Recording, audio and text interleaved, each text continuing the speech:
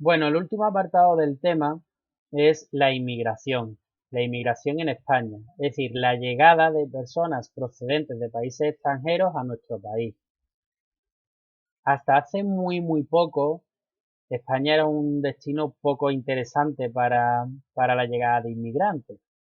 Un país que, bueno, desde la caída del imperio colonial, pues se encontraba a la cola de las economías europeas, con pocas oportunidades para que pudiera venir población extranjera a trabajar aquí, y por tanto era un país poco atractivo para la inmigración.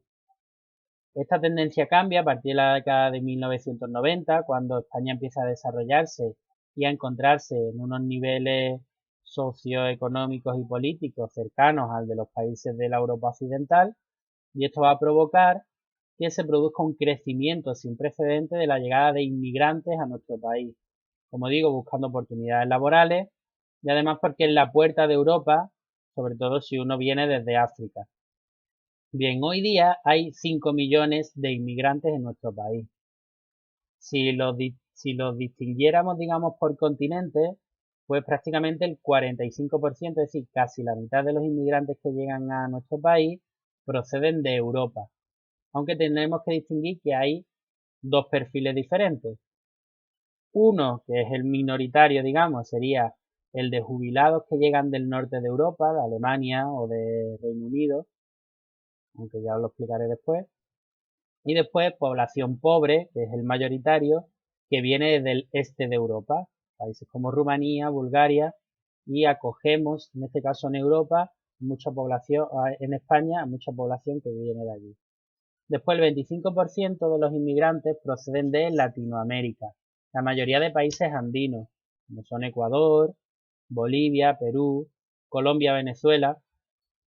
Este número era mayor, pero después de la crisis de 2010, mucha de esta población latinoamericana regresó a sus países de origen, ¿de acuerdo? Entonces esta proporción ha descendido en los últimos años. Prácticamente era un 35% antes y ahora es solo un 25%.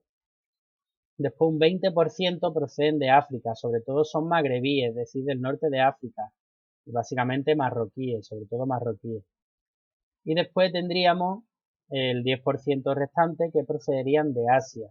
Dentro de Asia, sobre todo de China, ¿de acuerdo? Bien, por países, si distinguiéramos ya entre, digamos, por países, pues decir que los inmigrantes, digamos, el mayor número, el país que aporta mayor número de inmigrantes es Marruecos.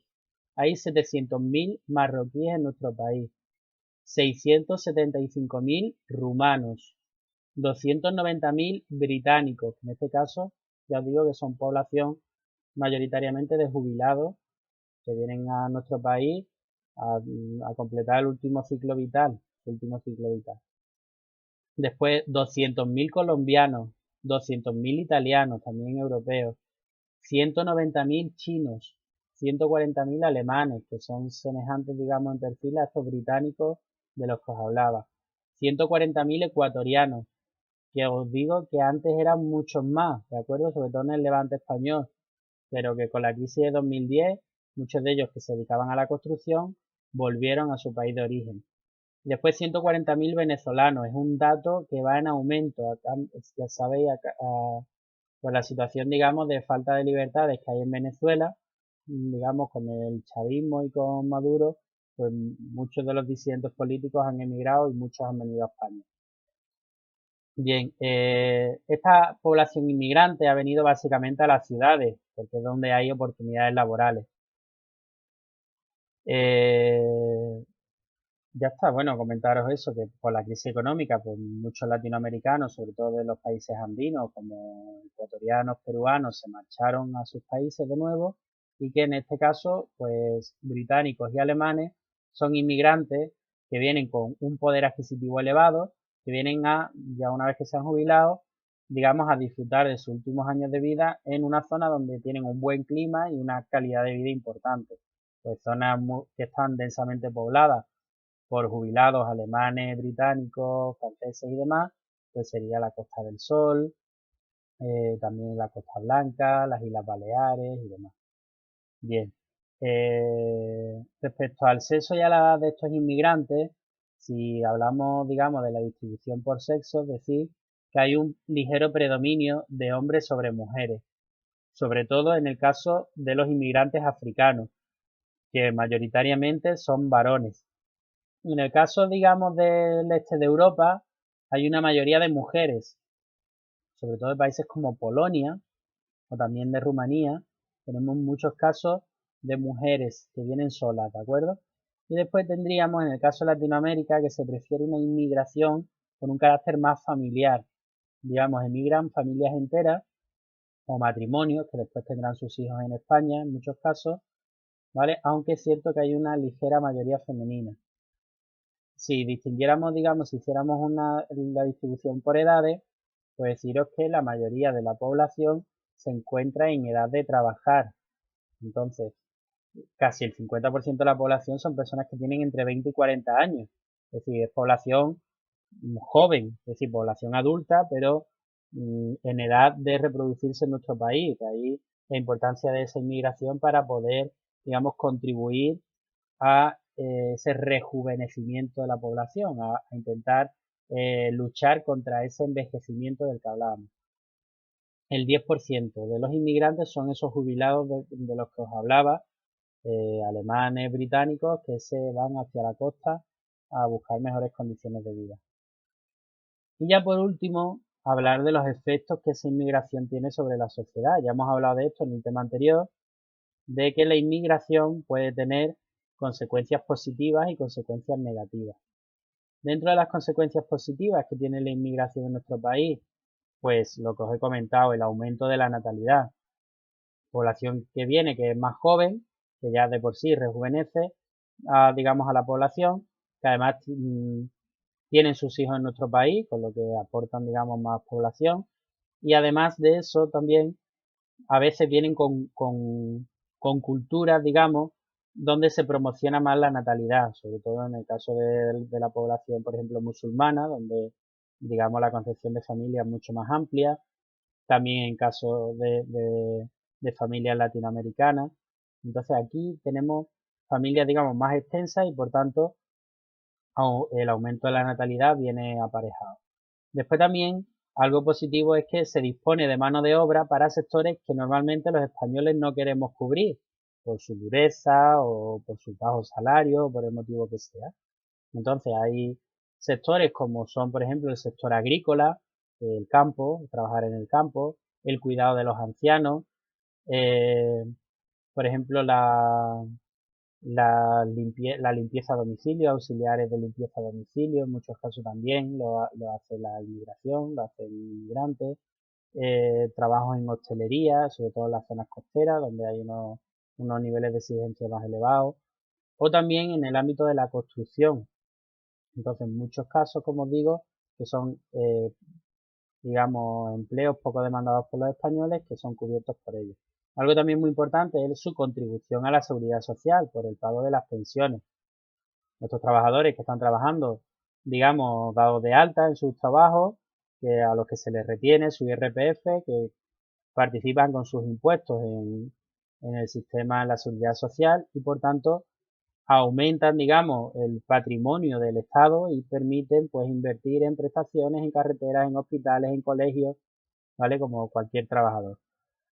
Y también, pues, un matiz también importante es la interculturalidad, digamos, la relación que existe, digamos, entre distintas culturas que se enriquecen entre sí. El conocimiento de culturas que no son las nuestras, pues va a permitir un enriquecimiento intelectual y personal de todos aquellos que tienen, digamos, relaciones con personas de otras culturas, procedentes de otras culturas, del norte de África, de Latinoamérica, del este de Europa, de Asia, por supuesto.